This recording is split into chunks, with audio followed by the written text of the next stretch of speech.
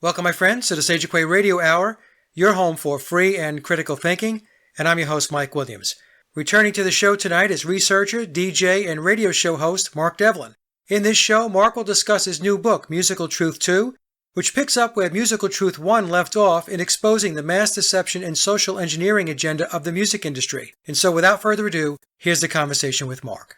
Well, folks, welcome to another show, and my good friend Mark Devlin is with us once again. Mark and I have connected a number of times, Mark on my show and me on Mark's show. And Mark, I have to tell you, I have the utmost respect for you because you're one of the real genuine people in the truth community and the alternative research community. You're just a really good guy. You're a hard worker, and you're a great researcher. Today, we're going to talk about your follow-up book, which is Musical Truth 2, which you released in February. So it's only been out 2 months. And I tell people about your work that you really are a natural segue from, in my view, Dave McGowan's work. And now Dave's not with us anymore. And now you're doing a lot of work exposing what goes on in the music industry and that business, and helping people to understand that it is not at all what people are led to believe that it is. That it's very much controlled, it's engineered, and people in the big club, they run it. And I know we'll get into that with this discussion. But before we get into the book, because this kind of goes into the book anyway, we have Ringo Starr was just knighted, was he not? And another guy named Wiley, and you and I were talking about this before we got started. I don't really know who he is. I know he does grime music, but I don't know what that is either. So why don't you take it away and fill us in on what's going on there? All right, Mike. Well, first of all, thanks for having me back. It's great to be on the show. And thank you for the kind intro. I made the comment when I was doing the event in LA last week, where I got a nice intro as well, that it's like getting your obituary read. And the bonus is you don't even have to die. So it's all good. Okay, so yeah, let's start off this time talking about Ringo Starr, who cropped up in the New Year's Honours List. And he got his knighthood just the other day. I'm not sure if it was CBE or some other form of knighthood. To be honest, they're all the same. It doesn't really matter if it's a CBE, MBE or OBE. They're all awards, so-called, given to people that have served the British Empire in some way. And it's usually services to some industry or other in terms of the official story. So his was services to culture and music. And no great surprise, really. I suppose the only surprise is he didn't get it sooner. And his old bandmate, Paul McCartney, whoever he may be, we weren't going to get into McCartney today, but I'm sure he'll crop up in the odd cameo, got his in 1997. So 21 years later, his old bandmate Ringo gets one. I can imagine Pete Best is probably pretty pissed off because he's still out there somewhere. He might be thinking that should have been me. Yeah. But yeah, I think it speaks volumes that John and George are dead and Paul and Ringo have got knighthoods. Of course, all the Beatles got MBEs back in 1965, and John Lennon later returned his in some manner of protest, which I can respect him for. But really, knighthoods and MBEs and all of that are a very strange thing when you think of it, because they're emblems of an empire which is among the most murderous and evil that humanity has ever seen. It's been responsible for slavery. It's been responsible for plundering the resources of foreign lands. It's been responsible for untold levels of human suffering. And it's not really something to be celebrated in my book. And I think it just speaks to the depth of mind control that society lives under, that this is something that people celebrate. And Ringo turned up at the palace to get his knighthood, flashing up the peace sign that he loves to do so frequently. And actually, there's nothing peaceful about the history of the British Empire or the monarchy and what they've stood for at all. So it really is quite astounding that people celebrate this.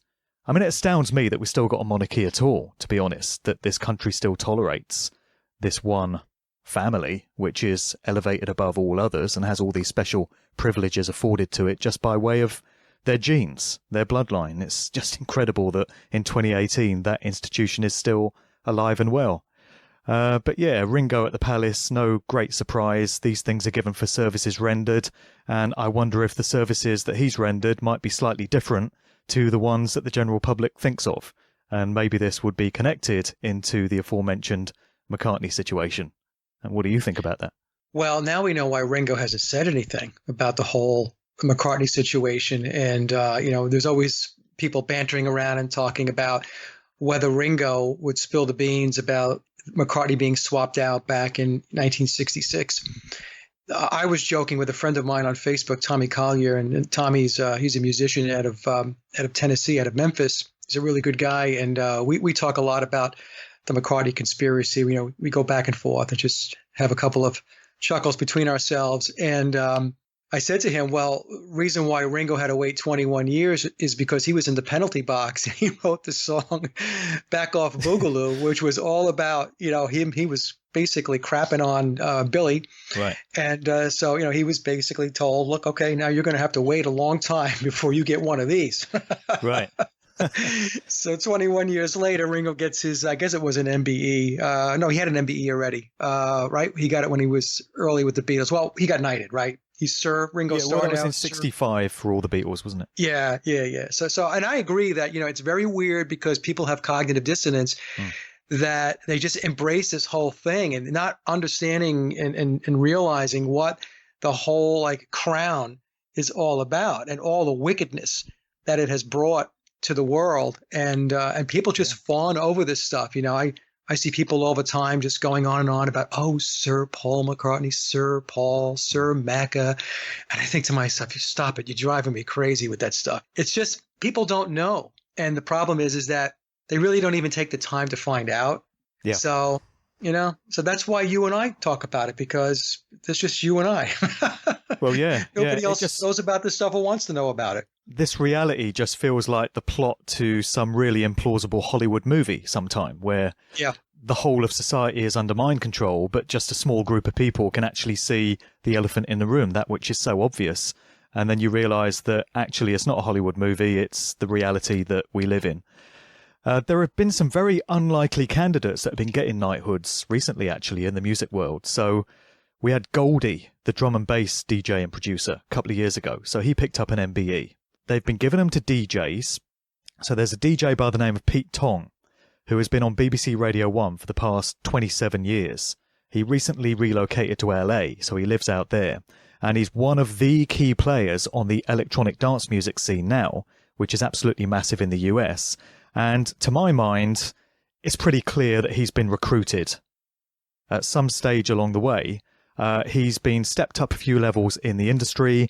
His career has been elevated because he's now playing at all these big festivals. He's working as a consultant for various entertainment agencies. He's recruited to do film scores for major movies. This guy is a key player, and I think it speaks volumes that he picked up an MBE just the other year. You've got a reggae DJ by the name of David Rodigan, who picked up an MBE also. He's a bit of a legend on the reggae scene. He's highly respected. He's been in sound clashes with Jamaican DJs and crews, and he's definitely put in the work over the years. But very strange choice for an MBE. Or is he? Because you look into his background, and his father worked in the military, and he got various postings around the world, and David was actually born on a military base in Germany before he came back to England. So there we are again with yet another military background. And also, Rodigan was trained as an actor. So he was a stage actor before he became a DJ. And of course, I get into lifetime actors and the way their public persona is so often a construct. And when you get into their background, you get the truth about them. So there's another unusual candidate. You got Jazzy B of Soul to Soul, who picked up an MBE. You got a guy called Norman J, this black DJ out of West London, who's famous for playing Notting Hill Carnival. He picked up an MBE. There's a few others from the DJ world. Annie Nightingale, who's a veteran Radio 1 presenter. And then just the other day, as you mentioned, we had this grime artist by the name of Wiley. Most unlikely candidate for an MBE. So we got this genre of music called grime, which comes out of East London. And it's very specific to that geographical area, to be honest. Grime isn't felt everywhere in the UK.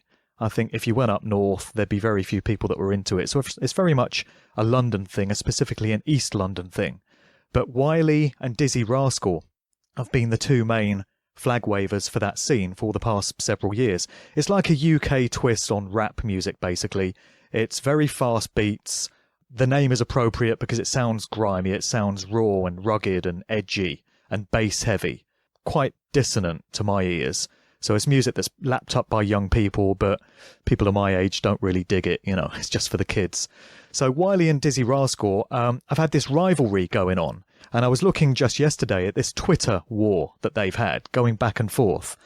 And Dizzy Rascal has been accusing Wiley of being a crackhead, and he's also accused him of being a paedophile. So in this very public exchange of tweets, he accused him of having had sex with the 14-year-old daughter of some DJ associate from the grime scene. And he made a comment that you're the most protected... No, I've never known a nonce more protected since Savile. And that's quite a button-pushing phrase to have mentioned Jimmy Savile in the same sentence. So, is there more to know about Wiley? Is this just manufactured hype? Or is that possibly some clue as to why he's picked up his MBE? So we had Goldie the other year, as I say, this drum and bass DJ, and he hit the headlines a few weeks ago where he was involved in assaulting this guy. This violent case where he beat this guy up and it went to court. So there's someone else who got an MBE. So we're entrained to think of these people as being morally upstanding and these good positive role models for young people. And this is the kind of behaviour that they engage in. And then you've got the whole situation with sirs, sir this, sir that. There have been so many British politicians who have been sirs and lords who have been exposed as paedophiles. And this has happened in the mainstream press. So it's not even conspiracy theory or the realm of the alternative media. Mainstream newspapers have reported that Sir Cyril Smith and Sir Clement Freud and Lord Greville Janner, Lord McAlpine, all exposed as paedophiles. Sir Edward Heath, former British Prime Minister, it's come out in the British press that he was a paedophile and probably murdered young boys when he took them out on this yacht that he used to have. He was an associate of Jimmy Savile, who was also a sir. So who the hell would want to be in that club, really, looking at the company you keep? It's not exactly an accolade to be proud of. So I just wonder if all these knighthoods and these sirhoods and these MBEs are for services rendered rather different to the ones that we think of. It's not a good club to be a part of. No, it's not. And what folks have to come to grips with, which is tough for a lot of people because these people are put up as celebrities and icons and people worship them, and they're actually working on behalf of an agenda. And I'm not saying that they don't work hard at what they do. Right. I want to make sure I make that clear too. A lot of these DJs and these artists and these bands, they work very hard to get where they've gotten. But the thing is, point I try to make to folks, Mark, is that, but they're able to work hard and progress because they're in the system. The system is supporting them in their endeavors to move forward, to make more money, to reach higher levels of stardom. Because if you're not in the system, if you're not sanctioned by the Masons or Secret Society or the Crown, then you're not going anywhere. You're never going to receive an MBE. In fact, no one's going to even know who you are for all intents and purposes. And so the picture that gets drawn is all of these artists, all of these stars, especially the ones that are very notable, people know who they are, the celebrities, they are part of the system and they're doing work on behalf of the controllers. And that work entails social engineering, it entails mind control, all kinds of stuff. Right. And they're doing it through music. And, the thing is, music is very special to human beings, right? Humans love music. And so they've taken something that really should be, in my view, very organic, very pleasing, something that's maybe very inspiring and motivating, and they've turned it into something that is, it's turning out wickedness, in my view. And people would never believe that humanity could stoop this low to these levels of duplicity because you and I wouldn't do this. You and I would not be capable of this type of deception. But we're dealing with an entirely different breed of individual here. We're talking psychopaths, sociopaths, narcissists, Satanists. Their mindsets, their worldview are entirely different to ours. they don't think twice about lying and deceiving us because it's just another day at the office to them. And there's all kinds of occult aspects to this. So there's the concept of placing the truth in plain sight and revelation of the method, which I talk about a lot, which is where they give us the opportunity to understand what they're doing to us by placing little clues and calling cards all over the place. And it's done in very cryptic encoded form so that you've got to be well versed in symbolism and in these doctrines to be able to understand what's being communicated. But nevertheless, as they see it, they're giving you a chance to know. So I think there's two scenarios going on here when it comes to these celebrities when they're being used for social engineering. I think some of them do start off as genuine and grassroots, and they have worked their way up from nothing. And I think there are probably talent spotters on behalf of these industries that look out for individuals like this. And when they find someone that they consider to have some skill and some talent, they will approach them and see if they can be bought off and make them all kinds of offers that are very attractive to an up-and-coming, struggling musician or actor or whatever. And many of them will take that contract, and that's when their career gets elevated a few levels and they sign themselves over. And from that point on, their life and their career is no longer their own. And the other way that individuals achieve it is by being born into it. So we're back to bloodlines. They come from a family where they're selected for these roles. And I've looked a lot into some of these bloodlines and how far back into history they go, how many generations. And what you find is different generations of the same family are ushered into different public roles. So some of them might go down the route of politics. Some of them might be actors. Some of them might be sports stars, even television presenters. And some of them will be business leaders like Bill Gates and Richard Branson, people like that. And then others will be musicians. And they're just given these roles and they step into them. And I think there's going to be training schools and foundations all over the place where these lifetime actors, the ones that are born into these roles, are given the best possible training. Because you're right, you know, these Hollywood actors are incredible at their art. And some of these musicians make awesome music. So it's pretty clear they're getting the best training. So when money is no object and any amount of cash can be thrown at training somebody up to be a highly skilled and polished performer, then that's what happens. Another thing we have is a lot of these deceivers, because that's what so many of these public figures are. We think of them as on our side. We think of them as our friends. But that's why it's very dangerous to have heroes, because we don't really know these people. All you know is the public version of them, the Wikipedia account of what they're all about. You don't see what they get up to when the camera stops rolling or when they step off that stage. So they're not your friend. And so many of them masquerade under this guise of doing good works. So philanthropists and doing good work for charity. And it's just another way of them keeping their true nature hidden and another way of deceiving and duping the rest of us. So look at some of the cover personas that we have for some of these individuals. David Rockefeller, for instance, who died finally last year. Thought it would never happen, but eventually thank God. His mortality caught up with him. So he was described as a philanthropist. And anyone who's done 5 minutes research into what David Rockefeller stood for would realize that he's anything but a philanthropist, but that was his public persona. Then you got the Rothschilds. So the Rothschild family have one of their country mansions very close to where I live, Waddesdon, near Aylesbury, Buckinghamshire. And I've been to visit Waddesdon Manor, and it's a bit of a creepy-ass place. But you go in the front door and there's a great big plaque there describing the Rothschild family as philanthropists and art collectors. So their public image is, oh, they're just these nice aristocrats that like collecting art and statues and stuff. And then you think of Jimmy Savile, and he was known for doing lots of great work for charity. He ran marathons and he was the patron of children's wards at hospitals. And unfortunately, we now know why he was so closely involved with children's wards in hospitals. But for many decades, he successfully masqueraded under the guise of being this really nice guy. Then there was Rolf Harris. He did kids' shows on TV. He had Rolf's Animal Hospital, where he rescued small animals and nursed hedgehogs back to health and that sort of thing. So everyone thinks, oh, what a nice guy he is. He's so cuddly and fluffy and nice. and then the truth about him emerges. So my message to people would be, just don't be fooled by these public images and don't have these heroes. Don't be putting people on these pedestals. You don't really know them. They're not your friends. They're not there to enrich your life in any way.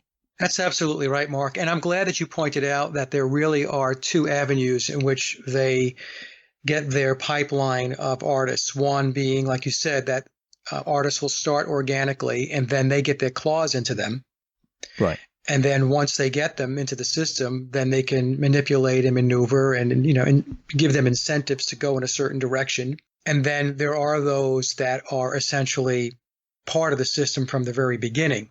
They've always been there. That was going to be their lot in life, that they were going to go down that path because they need those people. They need, that stable of, as you call them, lifetime actors to be in the system, to be in the pipeline. But that in itself, that's not going to fill out the whole picture. So they do have to have a pool of resources outside. And the thing is, once these young people get sucked into the system, their lives change. I mean, one of the people that comes to mind is Katy Perry. I know somebody that knew her when she was Katie Hudson. And this person was telling me that the difference between the person he knew as Katie Hudson and the person that we now know as Katy Perry, I mean, it's night and day. It's night and day, So, it's very important to point that out. And I also agree with you that people have to stop putting people up on pedestals. They really do. And really try to understand more about what this person is about. And even if you just take the time to break down the music from the standpoint of even just the lyrics, take a look at the lyrics. Most people don't pay a lot of attention to lyrics, and you can start to get some insight as to where it is they're going with the music and what it is they're trying to push forward as far as an agenda goes. But some very good points, especially about the pipeline of resource that feeds into the system, into the beast. Let me just throw in a comment from Dave McGowan, who you mentioned earlier as well. I've included this in the book, and this was a comment he made on an interview with Freeman. And McGowan said, I guess if there's one thing I would say to people, it would be to just be very careful about who you choose as your icons and leaders, because these people may not be who you think they are. Be very skeptical of anyone in Hollywood who has a political agenda. So there's some parting words there from the late Dave McGowan. Yeah, you also mentioned something that was important too. As an example, if you were or I were approached and we were told, look, you can make a lot of money, you can have a lot of celebrity, but you need to do X, Y, and Z. You and I would say, I'm not doing that. Right. If you're asking me to go outside of what I'm comfortable with, if you're asking me to be part of social engineering, if you're asking me to be deceptive, I'm not going to do that. So it really does take a certain breed of person that will say, yeah, okay, money? Yeah, I'm going to get a lot of money? Sure. Just tell me what it is you want me to do and I will do it. And God knows there are a lot of people, they won't even blink. If the money's there, they'll do it. Although I do wonder, if you're an up-and-coming musician and you get that visit from that guy in the sharp suit in the nice car that comes with a glittering contract and a briefcase, and he says, we want to elevate you up a few levels. We want you to be one of our key players, but you're going to have to do this, this, and this. If that's a deal that you don't fancy, I wonder if you're then able to say, no, you're all right, mate. Don't worry about it. Because then you've become aware of the fact that that's how the industry works. And they're not going to want you going out there and revealing that. Or could it be that it's not revealed to you at that stage exactly what you're going to have to do? And all they give you is promise of fame and fortune and great riches, and once you've signed your name on the dotted line, that's when you get invited to attend one of these Eyes Wide Shut style parties the following week. Bring your own GIMP mask, Yeah, I think it's very incremental. So, and what I was referring to is those people, those folks, Mark, that actually continue to plod along and continue to take the money. And at some point, unless you just don't have a brain in your head, you have to realize where you're at and what you're doing. But I think in the beginning, it's, as you just said, I think it's incrementalized. They come, they show up, they paint a nice picture. We'd like to invest in you. We think you have tremendous talent. You can go places and we'll back you. There's investment and so on. And you're thinking, okay, yeah, this is great. This is what I'm doing this for, right? Be a famous artist, whatever it may be. And as you move along, more and more gets added to what they expect you to do. Yeah, another artist I meant to mention when I was talking about all the MBEs and CBEs and stuff was Kate Bush. So Kate Bush took a CBE from the Queen in, I think it was 2012. That's Commander of the British Empire. So that's a higher accolade than Order of the British Empire and Member of the British Empire. That's a pretty special one. And that was at the tail end of a 40-year career. Kate Bush is an artist I've always enjoyed. She's always been like a breath of fresh air because she's been so different from anyone else out there. Highly innovative, highly creative.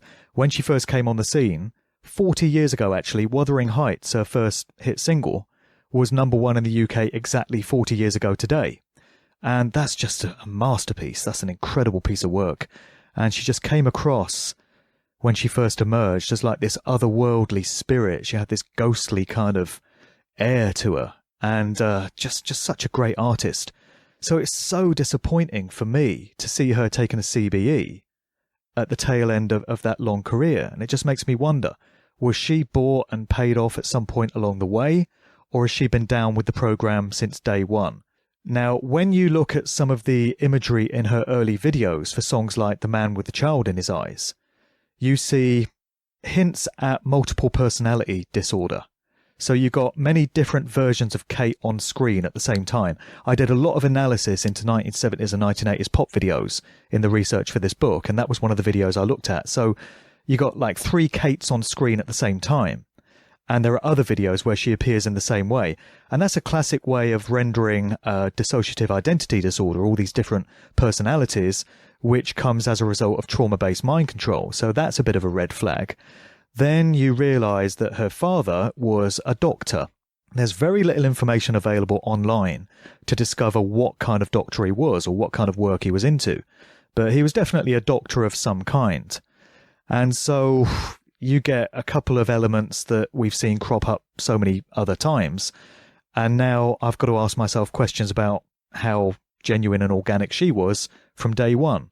And there are so many favourite artists I've had to do that with. I've had to do it with DJs I used to look up to and music producers, and you discover stuff about them. And you come to realise that anyone that's enjoyed any level of success to the point that they've become a household name and the average person in the street has heard of them, has either had their career facilitated for them from day one, or at some point they were bought off and now they're doing the bidding of those that control these industries. It's a very harsh truth to come to terms with. That's why I get so much hateful vitriol spat at me on YouTube and Facebook and when I do public talks and stuff, because this is not a very popular subject area for a lot of people. And my job and that of other researchers who do this kind of work is not easy, because people think you're just out to piss all over their icons and their heroes and you're doing it just for shits and giggles. That's not why I do this. It's very difficult for me to have to come to terms with some of this stuff. But truth is truth. You can either handle it or you can't.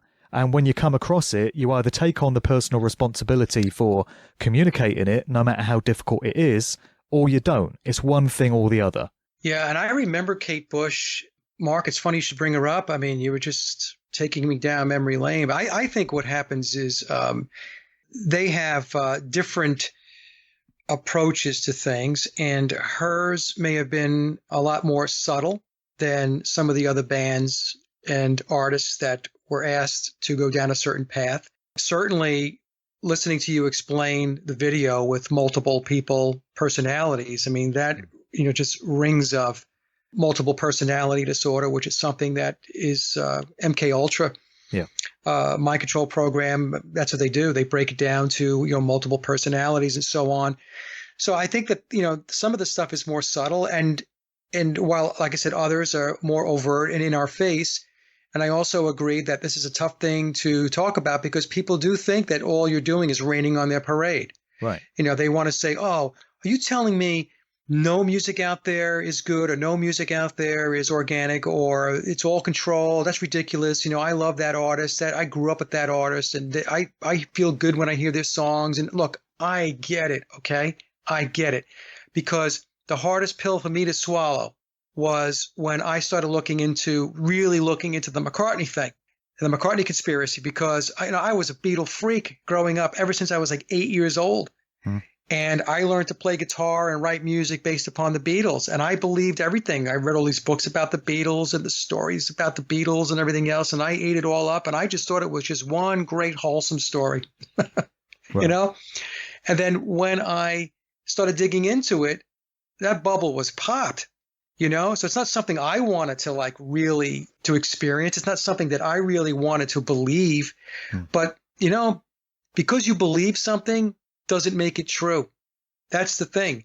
Believing that something is true doesn't make it true. And so what people have to do is they have to just pause for a second and assess and evaluate all of this stuff, and understand that the world is controlled.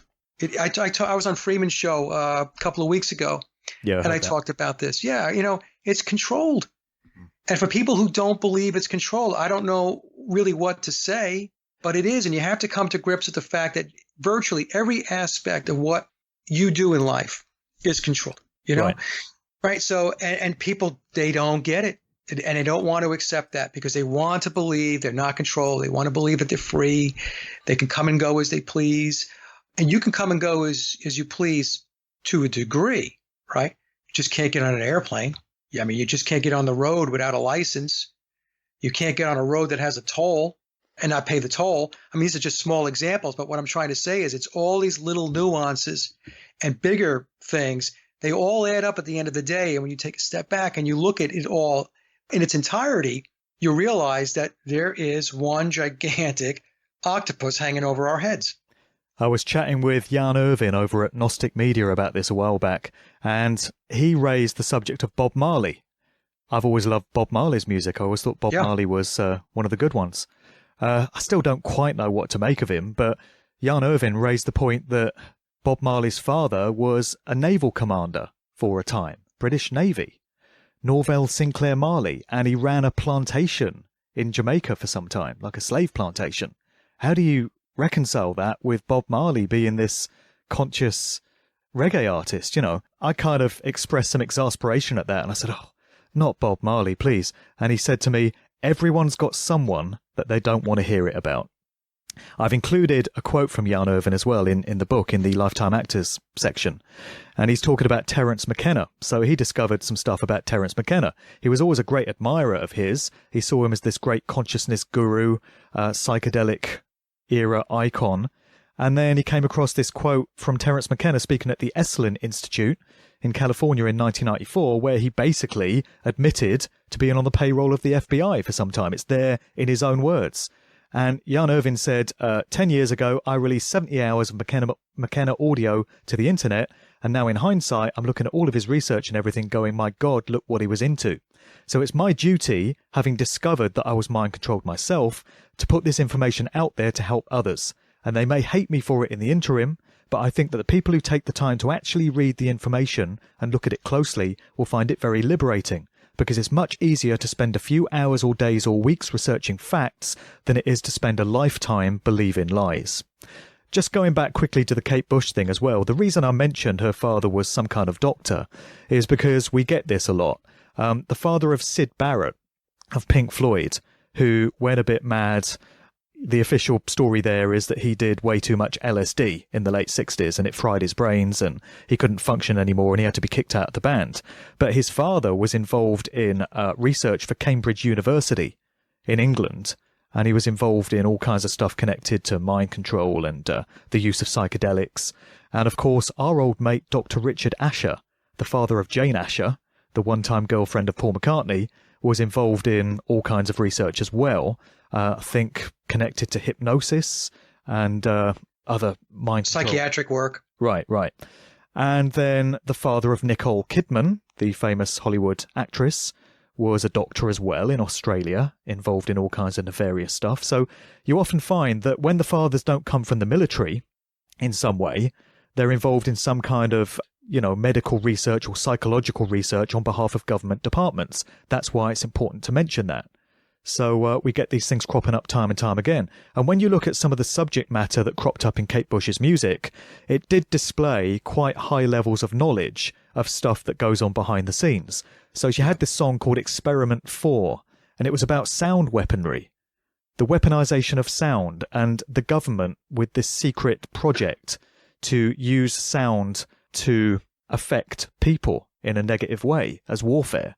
And she also had the song Cloudbusting and that great video that was shot on White Horse Hill in Uffington, again just a stone's throw from where I am in Oxfordshire, which was all about the work of Wilhelm Reich and his orgon technology and cloud seeding and weather manipulation and stuff like that. So, these aren't subject matters that your average pop music artist gets into. So it all becomes very interesting when you throw it all together and consider it as part of the big picture. Yeah, and you mentioned Terence McKenna and Esalen, and Esalen is a product of Tavistock. Right. So I think Aldous Huxley was involved in the setting up of that, or he was involved in some way with that project. Yeah. I mean, it's just amazing, when you start to connect the dots and go back and figure out who's connected to what. It really starts to have a theme: military, intelligence, Tavistock, all of these organizations, and I'm talking about, folks, the celebrities and the artists that are really the big names, especially. I'm not saying the ones with lesser star quality are not involved also, but the ones that really are at the top of the heap, we really need to inspect them very carefully, because they got there because they were put there. They were helped along, and and because the system is controlled, and it is controlled, they had to play ball. There had to be an agreement that says, yes, I'm going to do this, this, and that in order to get here. So this is very, very good information, Mark, that you're bringing forward. Well, thanks. And we can also throw in that comment made by Terence McKenna. I don't have the exact quote here, but I can remember the gist of it. So it was along the lines of, he said he was hiding out in La Chorrera in Panama in 1971. And he says the FBI, so he actually names the agency, he says they caught up with me. I was running out of money. I was at the end of my rope. The FBI caught up with me and they said, with someone with a mouth like yours, there's a job for you inside the agency. And he said, from that day to this, I've been working in deep cover operations, about which the less said, the better. So we seem to have an admission straight from the horse's mouth there that while he may have started out as this genuine individual with noble aims, there came a point where he was approached by one of these agencies and they made him an offer he couldn't refuse and they got him on the books. So that would be a little insight into how it's done, I guess. Yeah, I think that's probably how it's done many times. And if an artist or a potential personality or celebrity, if they're at a point where they are struggling, I don't have enough money to buy food, I don't have, enough money to pay the rent, whatever. If somebody comes along and says, hey, we see talent in you. This is what we were saying before. We can help you along. We can do things for you. And so I think that with some of these folks, the initial response is survival, maybe in some cases. Okay, well, what do you want me to do? Well, we'd like you to do this, this, and that. And maybe it doesn't seem very nefarious at that point. Okay, I can do that. And then it continues, right, to move along. It continues to get more and more involved as far as the social engineering, the mind control, and stuff like that. And there has to reach a point, I think, where I think there's a point, I should say it this way, where it's a point of no return for some of these folks. In other words, there's a line in the sand. Yeah. And if you don't cross that line, you can step back and you're okay. But if you cross over that line, then all bets are off. Right. Then you're in. You can never really leave. You might want to think you could leave, but you can't leave. So I had a person from I met him back in 2012 or 13 or so. I'm trying to remember. And I was taking a class. This is a little off topic, folks, as far as music, but I think Mark will appreciate this. And he was retired from one of the intelligence agencies here in the United States. It was the NSA. I'll just say it. I was talking to him, and he didn't know me from a hole in the wall. We were just chatting, and he was an older guy. He was probably in his mid 60s. And he told me, he said, you never really leave. You never leave. Even when you're retired, Right. you're still monitored. Well, They still keep a pulse on you. How many times do we see that in Hollywood movies where you got some grizzled old agent that's supposedly retired and he's enjoying life with his grandkids or whatever, or going fishing or whatever, and he gets that call and he says something like, just when I thought I was out, they dragged me back in. And you think it's a Hollywood cliche, but I think they're telling you how it works. You might be retired for 20 or 25 years, but if they've got a mission for you, you're never rid of them. Yeah, that's what he told me, and I had no reason to believe that he wasn't telling me the truth. Like I said, he was probably around 64, 65 years old. We were taking a course, and it was out in San Francisco, in fact, and he was very nice, and he just started talking with me. We started chit-chatting after class. We must have sat down for about an hour or so, and that's what he said. Essentially, folks, once you're in, you're in. That's it. You could think you're out, you could think you're retired, but that's just a thought. You're not really retired. Have you ever seen the movie Brotherhood of the Bell? No, I have not. Okay, so I mentioned this in the book, and I've put in a couple of links to where people can watch it online, because it's very difficult to get this film now. I can't imagine why it's so difficult, or why it's been withdrawn from distribution. Basically, it's a made-for-TV movie from 1970. It stars Glenn Ford, and it's a very thinly veiled reference to Skull and Bones, the Skull and Bones Society out of Yale.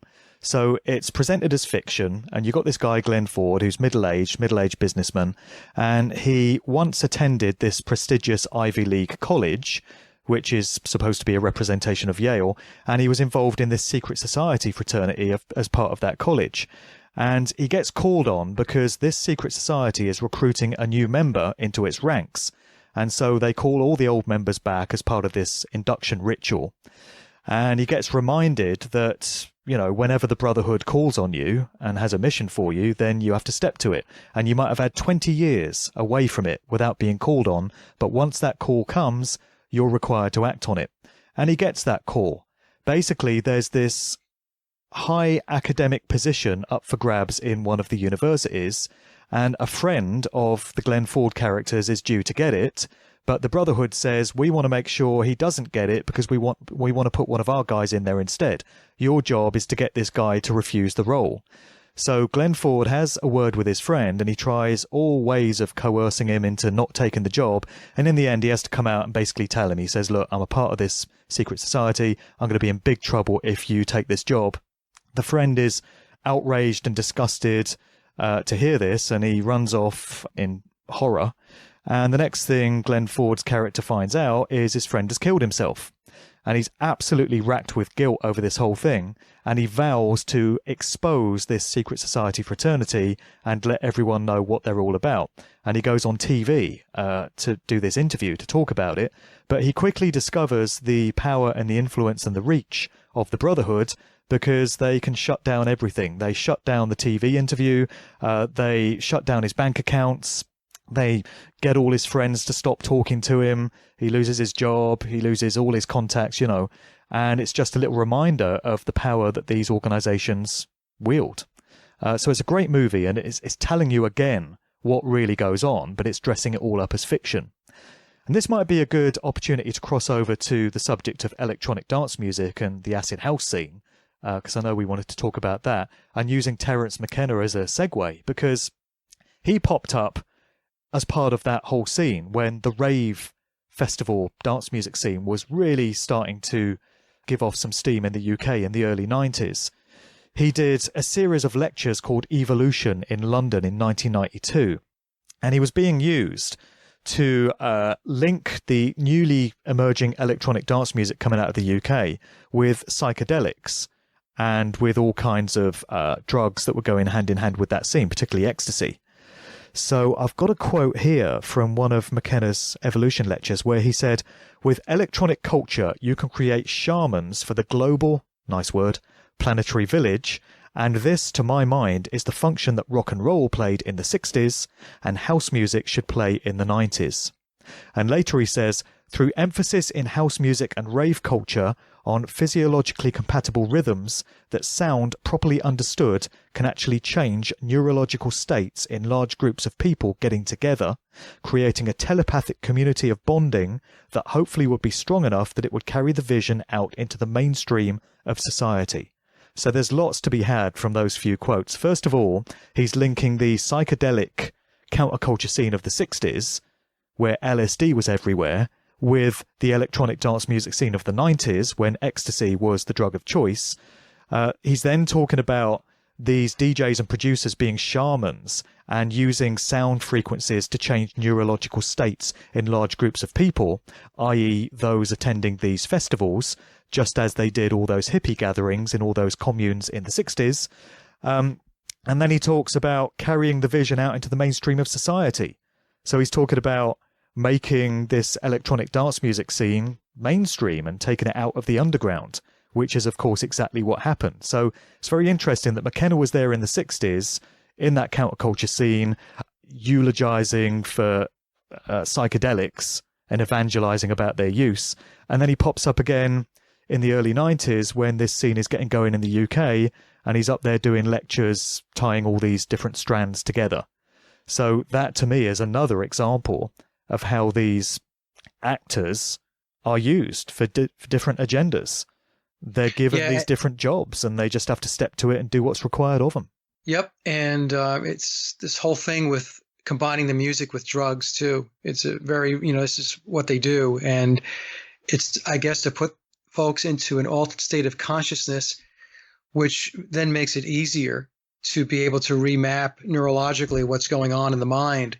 It makes you wonder, though, is it just an experiment to see where they can take people, or does it have an actual objective? In other words, it's contributing toward an end state.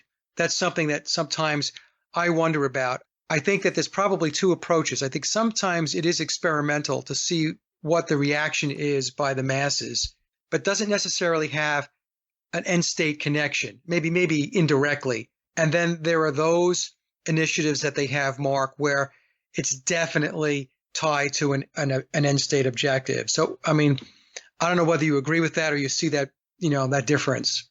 I think a large part of what was done with this electronic dance music scene coming out of the UK, which started with what was known as acid house. The acid house movement got going late 1987, and then 1988 was known as the second summer of love by the media over here. So is that just a throwaway random phrase?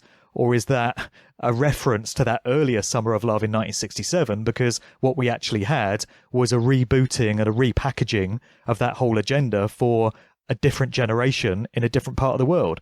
I certainly think that's the case, and I make that very clear in the book.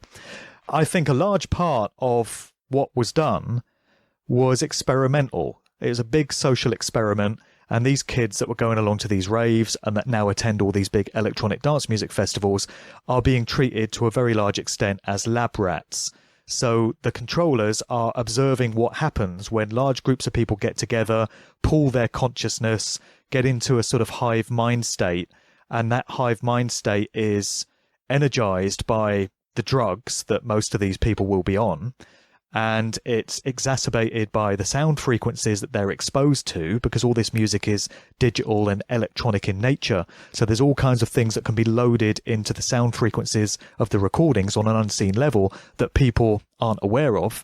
And then you've got all these visuals being flashed up as well. So the scale of these dance music events now is absolutely massive. They take place in sports arenas and these big halls that hold hundreds of thousands of people at a time, or they're open air.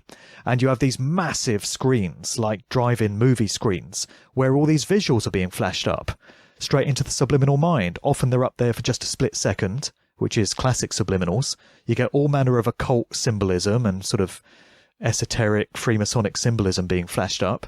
And so all this stuff is being absorbed by these people. And I think a large part of it involves them being monitored and observed. I've had many conversations with Emily Moyer of Off Planet Radio about this, who I was with last week.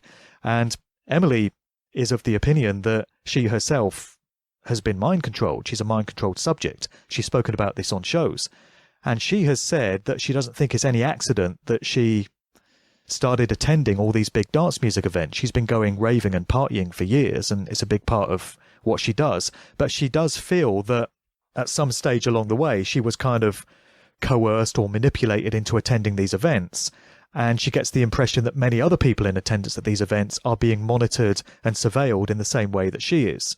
There's also a lady called Cathy Morgan, who I interviewed for one of my podcasts a few months ago. She did a great talk at an event called AwakeCon in the UK back in November. She is of the view that she knows that she was also a mind control subject. She comes from a military family. Here we go again. Her family was moved around when she was very young from place to place, and she settled in the sort of Bath area of the UK where there's a very strong military presence. And she's one of twins, and military intelligence loves doing experimentation on twins. And she says that from a very young age, she underwent all manner of mind control programming. She remembers being in attendance at the very early glut of UK music festivals that kicked off with the Isle of Wight Festival in 1968. Then you had the first Glastonbury Festival in 1970. Then you had the Stonehenge and Windsor Free Festivals following shortly afterwards. And she feels that it's no accident that she found herself in attendance at these events, and she felt that all the other people that were there as well were being observed in some way as part of a massive social experiment. So it does seem that there's more to these events than meets the eye. I think a large part of it is as a big social experiment. But the current generation of electronic dance music festivals we now have has left me in no doubt that what they're being used for in these times is to normalize ideas of transhumanism and of this futurist artificial intelligence society that we now have. I don't even say we're moving towards it because it's here. Obviously, right. There's plans to roll it out even further, but this smart grid reality in which we're now living, where electronic digital ways of doing things are glorified, has been pushed for the last few years big time by these electronic dance music events. I've got a list of the names of some of these big events in the book, and I'll just mention a few of them now. These are done on a massive scale, as I say. Many of these brands come from the same corporation, so you'll find the same company operates 6 or 8 or 10 of these big events. So it's in the hands of a relatively small number of companies, as is always the case. And you can see in the names of these events what this current glut of them is now being used to promote. So we've got Dream State in California, Trance Nation and Luminosity in the Netherlands, Velvet Hypnotized, there's one for you, in Bali, Atlantis in Australia, Spring Awakening in Chicago, Awake in Dresden, Awakening Fridays in LA, Dream Beach in Spain, Delirium Eternity in Argentina. Then you've got Tomorrow World in Atlanta, Tomorrowland in Belgium, Future Music Festival in Australia, New Horizons in Jakarta. So you can see these are all over the world, from Belgium to Australia to California. And in all the titles, you've got evocations of a digital future world and being hypnotized and a dream state, this kind of dissociation from reality. So it's all hinting at mind control and transhumanism, and that is what these events are now being used for. And it's such an elephant in the room, Mike. I mean, when you look at the flyers and the promotional material that's used for these events, anyone that's done 5 minutes research into symbolism and transhumanism will be able to see it instantly. But so few people that are involved in this scene seem to be able to see it. And I'm amazed that I seem to be the only researcher that's out there talking about this stuff. I would have thought there would be hundreds of people that would have spotted this and would be doing podcasts and videos and presentations about it. But from what I can gather, nobody else is. And it's so bloody obvious to me. So I do wonder whether this whole acid house scene from the 80s and everything that it was used to usher in, because basically it laid the foundations for this massive worldwide electronic dance music scene that we now have, which is popular with young people literally the world over. It was always intended 30 years later to use it to glorify and normalize and get into the subliminal minds of the general public these ideas of this transhumanist futurist society, making it more palatable to these young people, doing it on a subconscious basis, and just preparing everyone for what was known to be coming. It seems to me that that was the end game with this whole scene. And of course, you get the Pied Pipers and the leaders of this scene as well. All these DJs and producers that are right up there and are always headlining these festivals. The same names wheeled out time and time again. Paul van Dyk is a major one, German DJ. Then the likes of David Guetta and Tiesto and Afrojack and Calvin Harris, Steve Aoki, Pete Tong, Carl Cox, guys like this. Every scene has its Pied Pipers. These are the ones that have been selected to wave the flag for this whole scene. And the level of denial among dance music fans is absolutely incredible. So I go on the Facebook pages of some of the artists that I've just mentioned every now and again, just to see what people are saying about them. And so they'll announce that they're going to be playing at one of these big events, Digital Dreams or Tomorrowland or whatever it is. And all the comments just are completely mind controlled. People are just saying, oh, you know, you're awesome. You're a god to me. This is the language they use. You are my god. I bow down and worship you. I hang on your every word, you know, I check your every move. You are my life. I've followed you for the last 20 years. You're awesome to me. It's absolutely incredible that they can have people under their grip. And it does seem to happen in this genre, in electronic dance music. Well, I don't know if it happens more than in rock music or heavy metal or whatever, because I don't follow those scenes too closely. But I can say the level of attachment that some of these fans have to these demigods that have been served up to them, that they put up on these pedestals, just beggars belief. They don't seem to be able to see what's slapping them around the face, what's beating them with a baseball bat saying, look at me, look at me. They're just so hypnotized and entranced by these role models and these false heroes that they can't see what this scene is being used for. And that's because, Mark, their minds have been stolen. And the sad part is they don't even realize their mind has been stolen. And going back to what you were saying about these guys rolling out these experiments, what's disconcerting to me is that they are way ahead of the curve on, I'm not talking about they, I'm talking about Tavistock, I'm talking about intelligence organizations that are rolling out these social engineering and mind control programs. They have them rolled out decades in advance with a knowledge and an understanding of where it's going 20, 30, 40 years from now. That's the scary part. Exactly. You see? So that says that they know an enormous amount they have an enormous amount of information and research under their belts. They know how the human mind thinks, how it operates, and how it will respond. Exactly.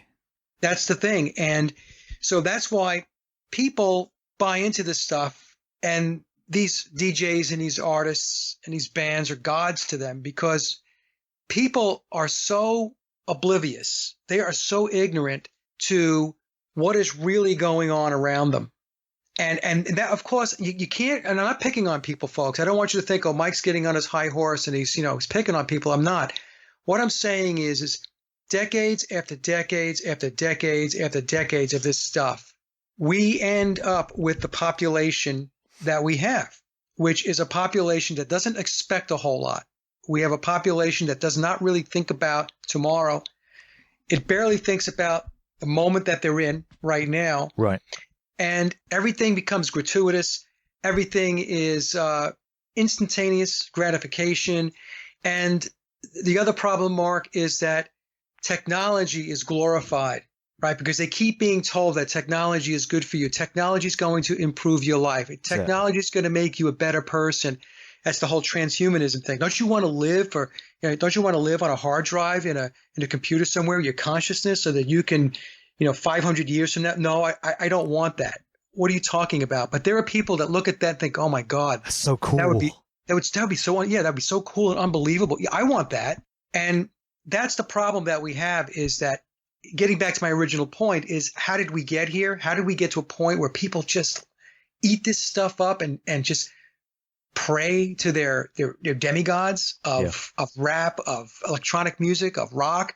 It's decades of very, very brilliant, systematic, methodical mind control and social engineering by people who understand it like no one can possibly understand. I can tell you that I'm a hypnotherapist, and I know you know, and a lot of the listeners know this. When I first got started with my practice, it was very interesting to see how you can have hypnosis sessions to get somebody to stop doing something that they were doing for decades.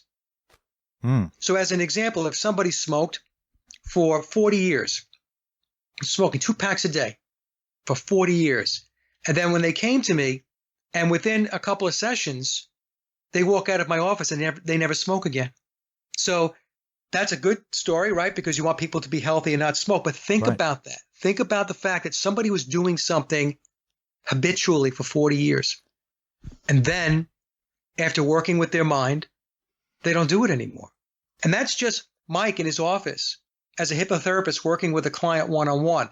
Now, if you extrapolate that out and you take it to the extent and the degree of the knowledge and the research and the technology that Tavistock has and the intelligence agencies have, it's absolutely mind-blowing, right, what they can do and where they can take the masses. So, if you can achieve that as a hypnotherapist, and you've demonstrated how your craft can be used for positive ends to stop somebody smoking, for example, of course it can be flipped on its head and the reverse would be true. So in the hands of somebody that knows what they're doing but has malevolent intent and doesn't want to help people but actually wants to harm them, those same processes can be used to mind control program large numbers of people to get them to adopt certain behaviors, against their own self-interest. But if somebody knows what they're doing, then that's there at their disposal.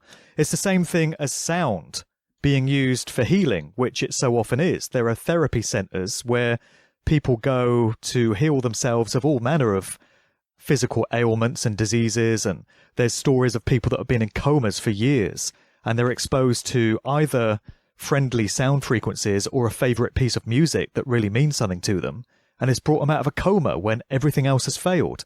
So sound can be used for these benevolent means. But again, the opposite is true. Remember that Kate Bush record, Experiment 4, where she's talking about the weaponization of sound.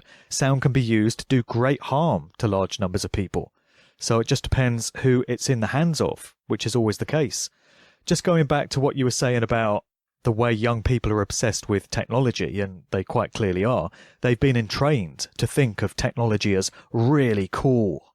And guys like Elon Musk and all the stuff that he's doing as well. Look at what this dude is up to. This is amazing, man. And that's the way transhumanism is being marketed. Look at what we can do. Just imagine being able to upload your consciousness into a cloud and then download it into a new body. Isn't it amazing what we can do? Well, not really, no, not to my mind. I know I'm old-fashioned. I know that my views aren't particularly popular, but I was doing an interview about this today, actually, with this guy in Montenegro, and I was making the point that transhumanism is actually a tenet of Satanism.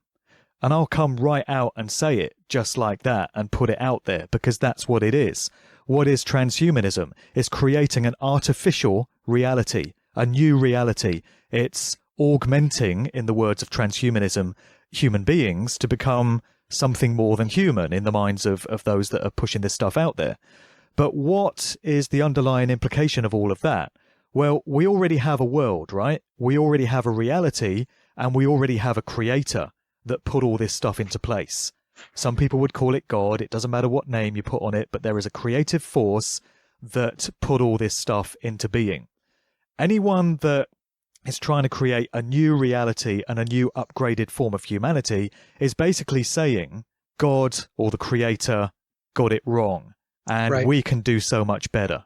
So it's psychopathy and narcissism and egotism on colossal levels.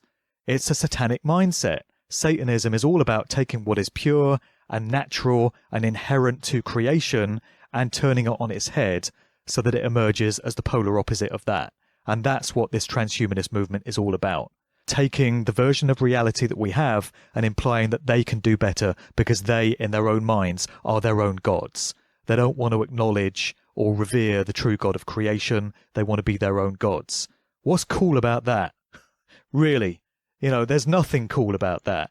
And unfortunately, there's not many people putting it out there like that. But that is the truth of the matter.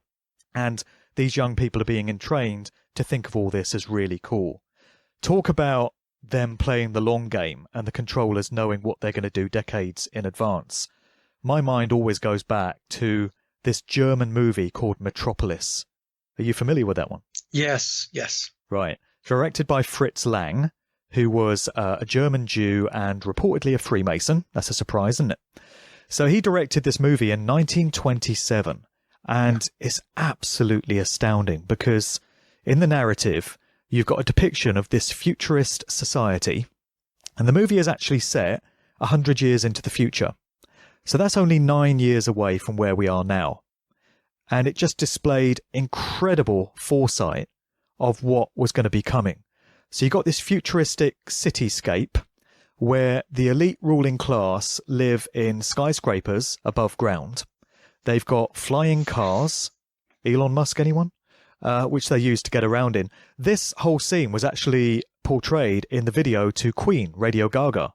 So they included snippets from this movie, and they're sort of interacting with the old black and white footage. You see the band members of Queen flying around in this car around this futuristic city. And then the working class, the great unwashed, that's you and me, are toiling away underground in really harsh, intolerable conditions, keeping the city functioning and serving the elite ruling class.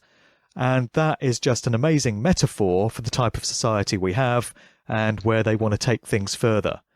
They want these amazing futuristic ways of doing things all for themselves, this elite ruling class, but they've got a different plan in mind for the rest of us, the slave class, as they see us. So there we were in 1927 with Fritz Lang and whoever else was behind this movie putting it out there, a kind of wish list for what they wanted to be achieving nearly 100 years into the future. If that doesn't display this concept of knowing what's going to be coming decades into the future, then I don't know what does.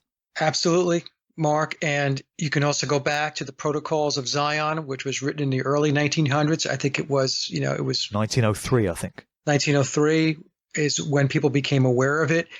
You read the Protocols of Zion, it's all there. And if you read it today, you're going to be thinking to yourself, well, how in the world did they know 115 years ago what was going to transpire over the next 100 years, So that's the thing. I mean, they have such a handle on this. And of course, they can have a handle on it because they are in control. When you control the system, when you control the money, you control the governments, when you control all that stuff, you control the media, academia, and so on, then it makes it a lot easier to be able to put your agenda forward and to achieve it. So, and that's the thing, and I tell folks all the time, we are looked upon as a slave class. That's and right. You go to work every day, and I'm not a slave. Well, you pay taxes, right? Yeah.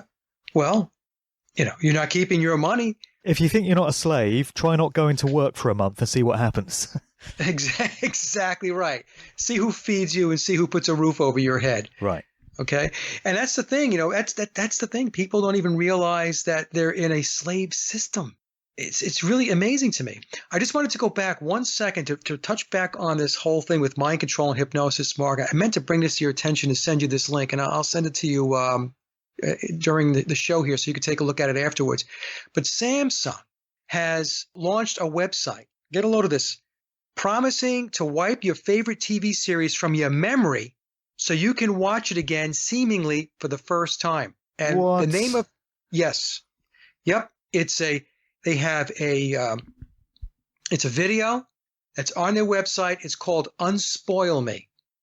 It uses hypnosis to erase memories of a show, allowing you to watch it for the first time. Oh my days. I'm not kidding you, okay? And I haven't looked at it yet. I went to the website. I haven't watched the video yet because you have to be very careful when you watch this stuff, folks. So I'm going to, as a hypnotherapist, I'm going to take a look at it. I'm going to break it down. But Mark, I'll send you this link, and it is absolutely unbelievable. The only thing more astounding than the news that they're doing it is the knowledge that there are going to be people that think it's really cool and they're going to be queuing up to be a part of it, because there are. Well, I can tell you right now, there's tons of people that went to that website and they're using it for other things, right? The website says You only use it to forget movies or shows that you've watched. Okay, don't use it for anything else. But people are going to be going there and they're going to focus on other things, people, places, Right. whatever it may be, right? That's the nature of people. And your point is well taken. People are going to look at this. You and I are aghast at this. I saw this. I thought to myself, you've got to be kidding me. This is so in our face. And there are going to be people that are going to look at that link or go to that site, and they're going to think it's the greatest thing since the light bulb. It just reads like the plot to another Hollywood movie. It's just like, you can imagine a film would come out and the plot would be, hey, this company has developed a system of erasing these TV shows from your mind. And people would look at it and go, oh, that's a bit far-fetched. They'd come out of the movie theatre. How was the film? Well, it was okay, but the plot, come on now. And yet here it is. Yep. There you go. I put it in the chat box for you there. So after the show, you can take a look at it. I'm sure that it's going to feed into and help with some other discussions you have on some other shows. It's really quite amazing, Mark. It's probably one of the most staggering things I have seen in a long time. And folks, that's saying a lot because I look at a lot of stuff. This one, it took the cake, at least for this month. I'm sure something else will come up, that will beat it next month or the month after that. Just remind me why we decided to incarnate into this reality at this point in the timeline again. I can't quite remember. Yeah. I need ask myself reminding. yeah. I'll tell you what, we're here to try to wake up as many people as we possibly can. And we're not going to wake everybody up. In fact, most people are not going to wake up. But That's right. It's going to be that small minority of folks that are going to get the message and be better off for it. I always tell folks, look, people will say to me, Mike, knowing all this stuff, doesn't it bother you? I mean, doesn't it get in your way of living your life? Doesn't it make you worried? Does it make you scared? And I said, no, absolutely not. In fact, pursuing the truth and knowing the truth actually empowers me. It makes you less scared because when you see their events and all the stuff that they're doing, because you know the backdrop and you know what it is that they're doing and how they operate, you actually take it in a very, very different way. Yeah. You don't have that fear. So anyway. Well, I'm the same. I'm the same in myself. I've got a certain amount of concern for my kids because they're very young and I can see the madness and the insanity that they're going to have to grow up in. And it's any parent's instinct to worry about their offspring, But in myself, no, I feel empowered by knowing what I do. And I heard you on the Freeman show the other week talking about how in all realisticness, you don't expect to see any major change in your lifetime. And I don't either. I think it's going to be a hard slog for however many years we've got left, just doing the work that needs to be done. And any benefits that are going to be felt by humanity on a collective basis is going to come maybe several generations into the future. Maybe it's going to be our descendants who get to benefit from a better way of living. But just because you needn't expect to see any results in your own lifetime doesn't mean you've got to stop doing the work. You take on a personal responsibility once you discover all this stuff to communicate it to others. Once you've done that in the best way that you can, it's off your shoulders. Now, the responsibility falls on those that have heard the information. It's their karma as to whether they choose to use it to empower themselves and apply it in their lives and maybe change their behaviors in accordance with it, or whether they choose to laugh at it and scoff at it and write you off as a nutter. Right. Once you've done your work, it's no longer, your responsibility. That's just the point I wanted to make there. Yeah, I don't have a responsibility to convince anybody. I have a responsibility to put what I believe, to put it out there. And I'm already there, and I'm not saying I know everything because I don't know everything. There's just so much out there to learn. It's just absolutely mind-boggling. But based upon what we do know, we know that this world is really off the track, right? It's off the rails. And if we're putting information out there, Mark, you're putting your information out, I'm putting mine, and all of our colleagues are putting information out in different facets, by the way. We're talking about the music industry and the entertainment industry here. Others are talking about GMOs and vaccines and flu shots and mind control and geoengineering, and it goes on and on and on and on, right? That's right. And if you decide that you're just not going to look at any of that stuff, that it doesn't mean anything to you, that's on you. You're cool. Yep. That's on you. That's not on me. It's not my job to convince you. So if you decide that you're just going to, slop it off and not paying attention to it, and like you said, call us whack jobs, well, okay, fine. Fine. Yeah. But, and the thing is, once you get into this, Mark, and I know you know this, right? You can't go back. Exactly. You can't go back onto the hamster wheel, back into the matrix. No, you burned too many bridges. You couldn't go back if you wanted to. Who's going to employ me in a day job now? I don't want a day job, but Yeah. I'm unemployable now in most corporations, and I'm fine with that. I don't have a problem with that at all. Yeah. Yeah. And what are you going to do? Reorient yourself back to the old way of thinking? It's never going to happen. No, it can't happen, and you wouldn't want it to. No. Anyway, I took us a little off the trail there. No worries, it happens. Where'd you want to go next? We were going to dive into the punk and new wave scene, right? Yes. Yeah, let's talk about punk and new wave. So I'm kind of going genre by genre, and people just want me to be a source of great knowledge on all different music genres. So I see comments on my YouTube videos that, why have you not mentioned progressive rock? Why have you done nothing on drum and bass? Well, you try delving into all this information, and you go genre by genre, and you see how much of your personal time and energy it eats up. There's only so much information you can put out within the constraints of this time-space continuum in which we must operate, and with all the limitations of a human mind and a human body, and having a family, by the way, and trying to be, a husband and a father, and going out and doing a day job. You try it. Exactly. They're always saying, this is what you should do. No. Hold on a second. I'm already doing something. Okay. Yeah. How about you do something? Exactly. Someone should look into this. Yes, they should. How about you? Yeah, exactly. Exactly. I get the same thing. People will say to me, I listen to your shows, but you should look at this and you should speak to that person. You. I'm like, hold on a second. What are you doing? Exactly.